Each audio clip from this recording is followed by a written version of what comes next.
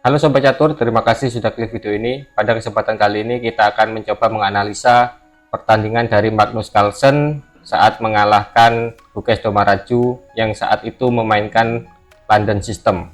Kita akan belajar bagaimana cara Magnus untuk mengalahkan London System ya. Gukesh Domaraju sebagai putih mengawali dengan D4, D5, kuda ke peta F3, kuda ke peta F6, dan London System terjadi ketika bishop ke peta F4 dan Magnus menjawab dengan C5, tantangan pertukaran pion.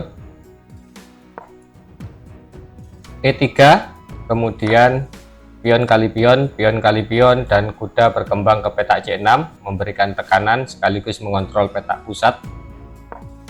Kuda berkembang ke peta D2 dan bishop keluar ke peta G4 memberikan ancaman terhadap kuda. Kemudian C3, ciri khas dari London System, struktur pionnya ini yang berantai seperti ini ya, dan mengarah ke sayap raja. E6 dimainkan berniat mengeluarkan gajah, menteri ke peta B3, memberikan ancaman terhadap pion B7 yang sudah tidak terkawal. Lalu hitam memainkan menteri ke peta C8, memberikan pengawalan terhadap pion. Gajah diusir, kemudian gajah mundur dan dilanjut dengan dorongan pion ke peta G4 dan gajah menempati peta G6. Kuda menempati peta outpost di peta E5 sangat kuat cengkeraman putih terhadap peta E5 ini. Gajah berkembang ke peta E7, kemudian kuda kali gajah, pion kali kuda, dan di sini ada ancaman ini ya teman-teman. Bisa kita lihat kalau di langkah selanjutnya putih mengabaikan ancaman ini maka bisa kehilangan pion ya. Misal ambil contoh di posisi ini putih memilih rokade, maka ada jawaban kuda kali pion, dan pion tidak bisa kuda tidak bisa dimakan karena benteng terkena ini ya, terkena ancaman. Kalau dimakan maka benteng akan hilang. Jadi setelah langkah ini putih memainkan langkah gajah ke peta G2 dan Seto. Pengembangan juga memberikan fleksibilitas kepada putih ingin rokade ke sayap raja atau ke sayap menteri. Dorongan pion A6, kemudian A4. Kita bisa lihat di sini jumlah pion di sayap menteri Magnus tertinggal ya, 2 pion lawan 3 pion. Kemudian rokade dari hitam, kemudian rokade dari putih.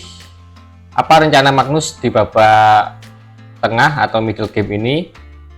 Magnus memainkan kuda ke peta A5 mengancam menteri, kemudian menteri tarik mundur dan pion didorong. Kita bisa lihat salah satu prinsip dasar dalam penyerangan ya, yaitu serangan di pion mayoritas. Di sini putih memiliki pion mayoritas di sayap menteri, maka Magnus di sini berusaha untuk merusak struktur pion putih dengan cara melakukan pertukaran seperti ini ya. Menteri ke peta E2, kemudian kuda menempati peta outpost di C4 mengancam pion. Kemudian kuda bermanuver dengan tujuan menteri menjaga pion. Menteri ke peta B7 menghubungkan kedua benteng sekaligus menopang pion ini ya, jika ingin didorong guna merusak struktur pion. Tapi kemudian Gukesh membalas dengan B3 mengancam kuda. Kuda tarik mundur, kemudian kuda putih menempati peta E5. Pion kali pion, pion kali pion. Nah, di sini bisa kita lihat struktur pion putih sudah mulai terpecah dan terdapat satu pion terbelakang yang akan menjadi target serangan dari hitam. Permainan berlanjut dengan menteri ke peta C8 memberikan ancaman terhadap pion. Dijaga oleh benteng, kemudian benteng naik ke peta A7 dengan tujuan ke sini ya, ke peta C7 untuk menekan pion terbelakang dari putih. Antisipasinya berupa C4 dari putih, kemudian kuda makan dan pion makan, benteng makan pion. Kita bisa lihat ya teman-teman, dari berkat serangan dari pion minoritas Magnus ini, akhirnya putih memiliki dua kelemahan, yaitu pion yang ada di D4 dan juga di A4, sementara hitam mempunyai satu pion yang lemah ya, yaitu di peta A6. Kemudian permainan berlanjut dengan menteri ke peta D8 menghindari ancaman sekaligus memberikan tekanan terhadap pion yang ada di lajur E. Pion didorong, kemudian kuda menempati peta D5 mengancam gajah. Gajah ditarik mundur, menteri naik ke peta D7 dan benteng ke peta B1 dari putih dengan tujuan sini ya. Dicegah oleh Magnus Carlsen dengan benteng ke peta B7 menawarkan pertukaran. Terjadi pertukaran benteng, kemudian benteng ke peta C1. Gajah serang pion,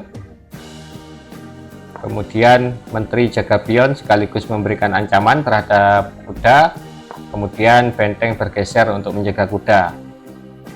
Di sini semakin berkurang perwira maka akan semakin menguntungkan Magnus ya teman-teman, karena Magnus hanya memiliki satu kelemahan, sementara hitam memiliki dua kelemahan. Inilah kenapa ketika terjadi pertukaran perwira maka akan menguntungkan untuk hitam. Berlanjut, raja naik ke peta H2 pengamanan, kemudian pion didorong ke peta G5 mencegah dorongan pion. Gajah ke peta E4, kemudian menteri menempati peta B2 memberikan tekanan terhadap pion. Tapi di sini Guges memilih mengancam menteri dan merelakan pionnya untuk dimakan oleh Magnus sekaligus mengajak pertukaran menteri. Ditolak oleh putih dan memilih memakan kuda. Benteng makan gajah sekaligus memberikan ancaman terhadap pion. Kemudian menteri makan pion, dilanjut dengan menteri ke peta A4 memberikan tekanan terhadap pion dan juga kepada benteng. Benteng melakukan skak dan raja naik. Menteri ke peta A8 dengan tujuan memberikan skak mungkin ya, juga mengawal pion untuk maju terus ini ya. Magnus menawarkan pertukaran gajah, diterima oleh putih karena memang sudah tidak bisa lari ya, terkena pinning.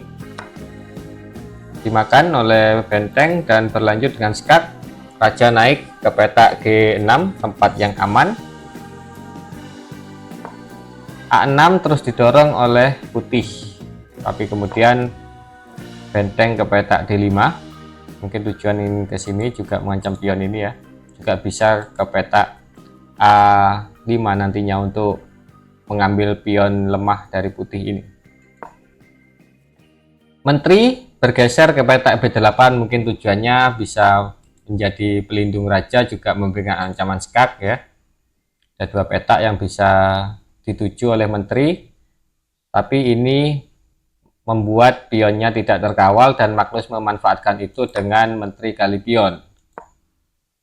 Pion didorong oleh Guges, langkah salah karena mengizinkan Magnus untuk masuk ke pertahanan putih sekaligus memberikan ancaman terhadap dua pion. Guges taktis tarik mundur menterinya untuk menjaga dan benteng naik ke peta D4 memberikan ancaman terhadap pion. Tapi di sini Guges memilih melakukan skak dan raja bergeser. Kemudian pion terus didorong oleh Guges. Tapi Magnus mengabaikan hal itu dan memilih untuk makan pion sekaligus memberikan ancaman terhadap menterinya. Pion kali pion dan permainan ditutup dengan benteng kali menteri. Pion tidak bisa makan menteri karena pion sedang dipin, dan kalaupun di sini permainan berlanjut dan pion promosi menjadi menteri, maka ada jawaban skak, raja turun, dan skakmat. Jadi seperti itu teman-teman untuk video kali ini. Bisa kita lihat bagaimana cara Magnus untuk membongkar pertahanan dari London System ini adalah dengan memanfaatkan serangan di sayap menteri, serangan pion minoritas di sayap menteri ya, dengan tujuan untuk memecah struktur pion dari putih dan menjadikan itu sebuah kelemahan yang bisa dieksploitasi. Mungkin itu video untuk hari ini teman-teman, semoga ada sedikit manfaat yang bisa kita pelajari, dan semoga video ini menghibur untuk teman-teman para pecinta catur dimanapun Anda berada. Jangan lupa subscribe ke channel Enpasang Chess. Subscribe dari Anda akan sangat berarti demi kemajuan channel ini. Sampai jumpa di video-video selanjutnya. Terima kasih.